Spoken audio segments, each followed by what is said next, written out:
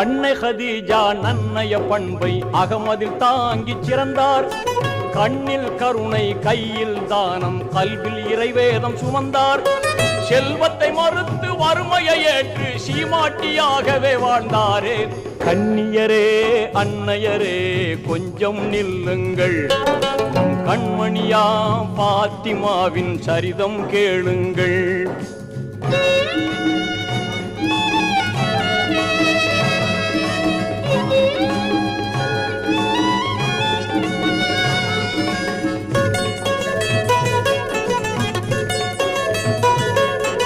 வானவர் வாழ்த்த யாவரும் போற்ற வீரர் அலியை மணந்தார்.